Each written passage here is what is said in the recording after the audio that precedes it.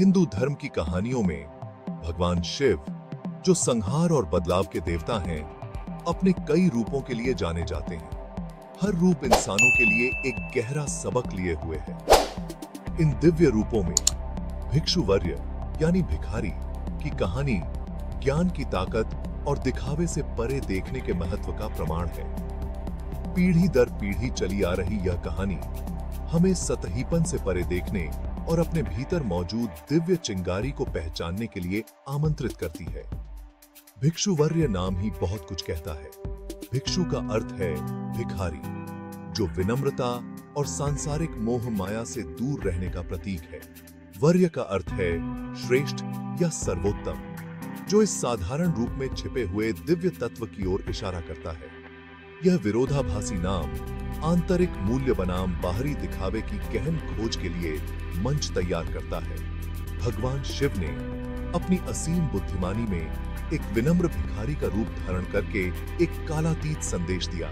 सच्चा ज्ञान और आध्यात्मिक ज्ञान सामाजिक स्थिति या भौतिक धन से बंधे नहीं है। भिक्षुवर्य की कहानी एक शक्तिशाली अनुस्मारक के रूप में कार्य करती है कि दिव्यता सबसे अप्रत्याशित रूपों में प्रकट हो सकती है।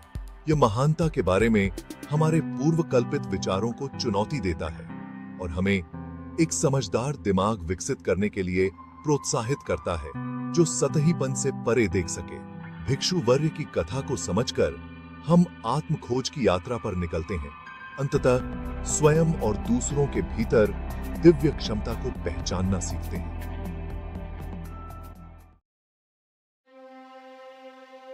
भिक्षुवर्य की कहानी एक चहल पहल भरे शहर में घटित होती है, जहां रोजमर्रा की जिंदगी के शोर शराबे के बीच लोग अपने अपने कामों में व्यस्त रहते थे। भिखारी शिव गलियों में घूमते थे, अपने विचारों में खोए हुए। भगवा वस्त्र पहने, उनके बिखरे हुए बाल उलझे हुए और उनका शरीर राख से सना हुआ, वे एक रहस्यमयी आभा से घिरे हुए थे। वे एक साधारण भिखारी के रूप में दिखाई देते थे, लेकिन उनकी आंखों में एक गहरी शांति और ज्ञान की झलक थी। उनकी असली पहचान दुनिया से छिपी हुई थी और वे अपने उद्देश्य को गुप्त रखते थे। उनके पास एक कटोरा था जो उनका एकमात्र सामान था, और वह कटोरा उनके जीवन का प्रतीक था। और एक सौम्य मुस्कान के साथ वे नगरवासियों से भिक्षा मांगते थे। उनकी आंखों में करुणा की चमक थी। कई लोगों ने उनकी उपेक्षा की, उन्हें एक साधारण भिखारी समझकर। उनकी आंखें निर्णय से ढकी हुई थीं और उनके दिल उदासीनता से कठोर हो गए थे। वे उनकी सच्चाई को नहीं देख पाए।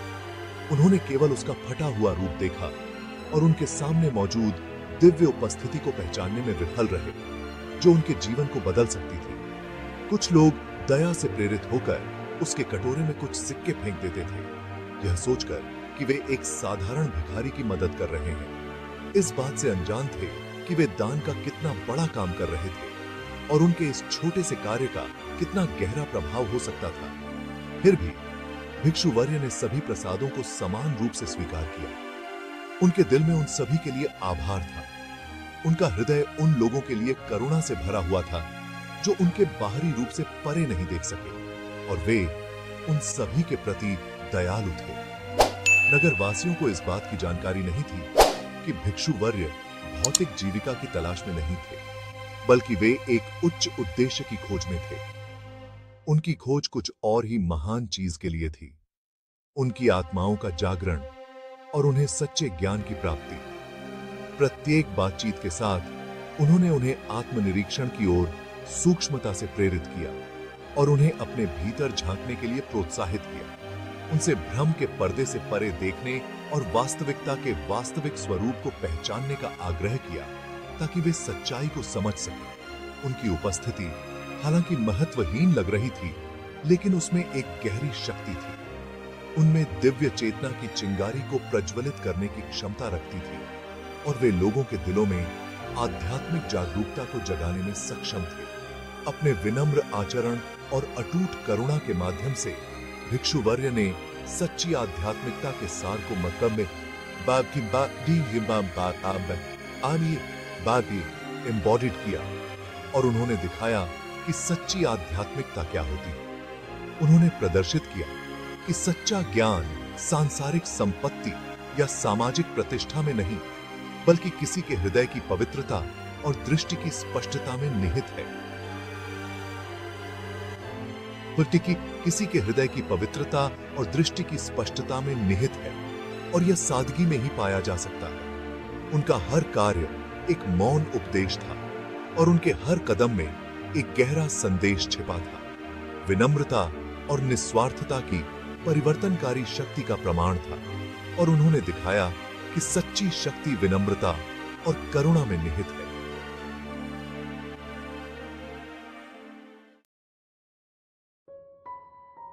नगरवासियों में एक विद्वान पुजारी रहता था, जो अपनी धर्म परायणता और धर्म ग्रंथों के ज्ञान के लिए प्रसिद्ध था।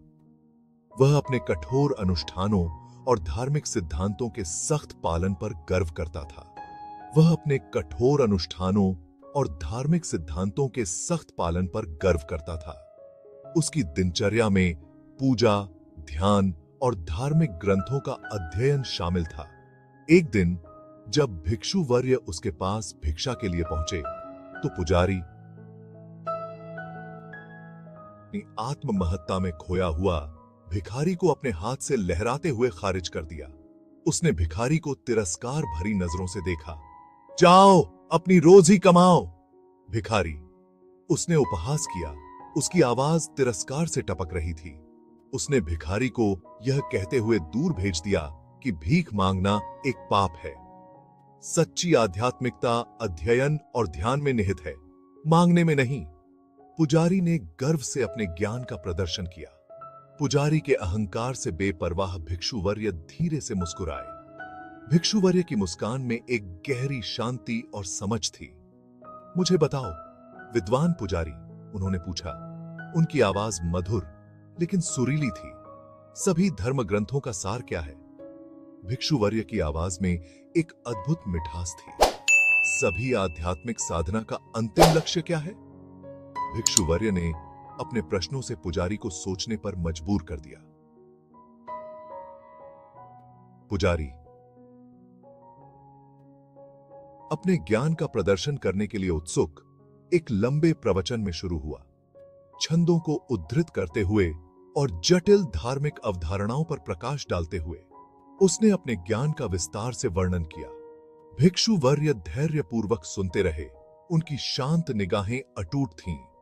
भिक्षुवर्य की निगाहों में एक गहरी समझ और धैर्य था। जब पुजारी ने अपनी बात समाप्त कर ली, तो भिक्षुवर्य ने एक और प्रश्न किया। और क्या? विद्वान पुजारी, इस सारे ज्ञान का क्या उपयोग है यदि यह आपके हृदय में करुणा और दया में तब्दील नहीं होता है? भिक्षुवर्य के प्रश्न ने पुजारी को चौंका दिया। भिखारी के सरल लेकिन गहन प्रश्न से पुजारी पीछे हट गया। उसने महसूस किया कि उसने अपने ज्ञान को अपने हृदय में नहीं उतारा था। उसने एक झटके से महसूस किया कि बौद्धिक समझ की खोज में उसने आध्यात्मिकता के सबसे आवश्यक तत्व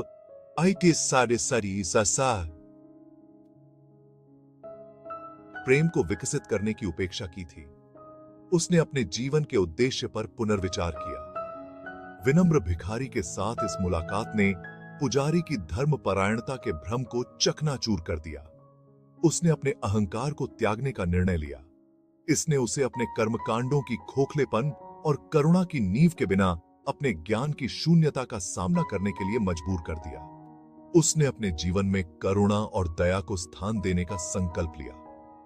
भिक्षुवर्य ने अपने सरल तरीके से एक शक्तिशाली पाठ दिया था। सच्चा ज्ञान केवल बौद्धिक समझ नहीं है। यह वह ज्ञान है जो हृदय को बदल देता है और व्यक्ति को धर्मी कर्म की ओर ले जाता है। यह ज्ञान वह है जो व्यक्ति को सच्ची आध्यात्मिकता की ओर ले जाता है, जहां प्रेम और करुणा का वास होता है। पुजारी ने अपने जीवन में इस सच्चाई को अपनाने का निर्णय लिया। जैसे जैसे भिक्षुवर्य अपनी यात्रा जारी रखते थे, वैसे वैसे भेस में एक ऋषि के रूप में उनकी प्रतिष्ठा फैलने लगी। उनकी साधना और तपस्या की कहानियां दूर दूर तक फैलने लगी। लोग उनके शांत ज्ञान और उनके द्वारा निकलने वाली शांति की आभा की ओर आकर्षित होते थे। उनके प्रवचनों में एक अद्भुत शक्ति थी जो लोगों के दिलों को छू जाती थी। उस भिखारी के बारे में खबर जिसने अभिमानी पुजारी को नीचा दिखाया था, देश के राजा तक पहुंची। राजा ने इस असाधारण भिक्षु के बारे में और जानने की इच्छा जताई। उत्सुक होकर उसने खुद इस असामान्य भिखारी को देखने का फैसला किया। राजा ने अपने दरबारियों को भी इस यात्रा में शामिल होने का आदेश दिया। धन और शक्ति के भव्य प्रदर्शन का आदि राजा जिज्ञासा और संशय के मिश्रण के साथ भिक्षु वर्य के पास पहुंचा। उसने सोचा कि यह भिक्षु कौन हो सकता है जो इतनी प्रसिद्धि प्राप्त कर चुका है।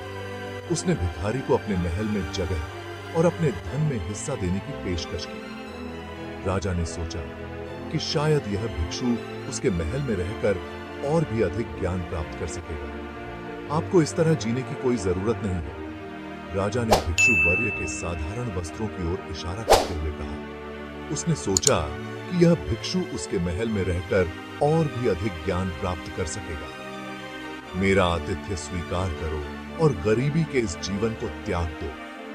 राजा ने सोचा कि यह भिक्षु उसके महल में रहकर और भी अधिक ज्ञान प्राप्त कर सकेगा। भिक्षु वर्य ने एक सौम्य मुस्कान के साथ राजा के प्रस्ताव को अस्वीकार कर दिया। महाराज, उन्होंने उत्तर दिया, सच्चा धन भौतिक संपत्ति में नहीं बल्कि किसी की आत्मा की समृद्धि में निहित है। मेरे पास वह सब कुछ है जो मुझे चाहिए। मेरे पास वह सब कुछ है जो मुझे चाहिए। भिक्षुवर्य की बातों से हैरान राजा ने सोचा कि यह भिक्षु कितना अद्भुत है। भिखारी की बातों से हैरान राजा ने उसने सोचा कि यह भिक्षु कितना अद्भुत है, लेकिन निश्चित रूप से उन्होंने तर्क किया, कठिनाई और अभाव के जीवन से एक आरामदायक जीवन बेहतर है। कठिनाई और अभाव के जीवन से एक आरामदायक जीवन बेहतर है। भिक्षुवर्य ज्ञान से जगमगाती आंखों से बस मुस्कुराए। भिक्षुवर्य ज्ञान से जगमगाती आंखों से बस मुस्कुराए। उसने अपना हाथ उठाया, बस मुस्कुराए। उसने अपना हाथ उठाया और एक पल में उसका रूप बदलने लगा, और एक पल में उसका रूप बदलने लगा। विनम्र भिखारी गायब हो गया। विनम्र भिखारी गायब हो गया और उसके स्थान पर भगवान शिव खड़े थे, दीप्तिमान और विस्मयकारी। और उसके स्थान पर भगवान शिव खड़े थे, दीप्तिमान और विस्मयकारी। राजा विस्मय और बोध से अभिभूत होकर अपने घुटनों के बल गिर पड़ा। राजा विस्मय और बोध से अभिभूत होकर अपने घुटनों के बल गिर पड़ा। उसने दिव्यता को एकमात्र भिखारी समझ लिया था। उसने दिव्यता को एकमात्र भिखारी समझ लिया था जो हैसियत और दिखावे के बारे में अपने ही पूर्व कल्पित विचारों से अंधा हो गया था। जो हैसियत और दिखावे के बारे में अपने ही पूर्व कल्पित विचारों से अंधा हो गया था। राजा ने महसूस किया कि सच्ची महानता और दिव्यता बाहरी आडंबर में नहीं बल्कि आंतरिक शांति और ज्ञान में निहित है।